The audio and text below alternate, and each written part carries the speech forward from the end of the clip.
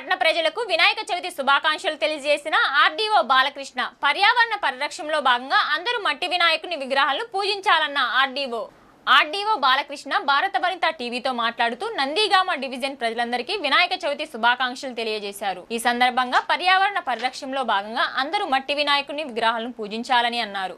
నందిగామ నియోజకవర్గ శాసనసభ్యురాలు తంగిరాల సౌమ్య, జగ్గైపేట నియోజకవర్గ శాసనసభ్యులు శ్రీరామ్ రాజగోపాల్ తాతయ్య, ఇతర ప్రజాప్రతినిధులకు, నందిగామ డివిజన్ తహసీల్దార్లకు, సహచర ఉద్యోగులకు, అధికారులకు, పాత్రికేయ మిత్రులకు, వనిత టీవీ ప్రేక్షకులకు ఆర్డీఓ బాలకృష్ణ వినాయక చవితి శుభాకాంక్షలు తెలియజేశారు. అందరికీ నమస్కారం అండి.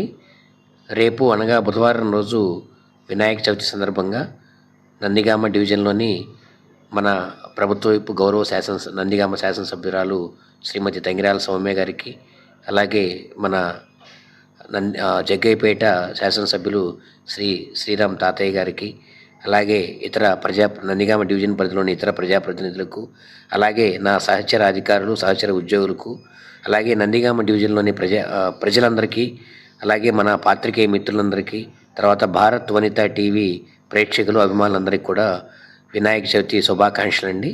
ఈ సందర్భంగా అందరినీ కోరేది ఏంటంటే పర్యావరణ హితమైన మట్టి వినాయక విగ్రహాలు మాత్రం వాడి పర్యావరణాన్ని కాపాడవలసిందిగా ఇందువెంట ప్రజలందరినీ కోరుతున్నానండి. Thank you.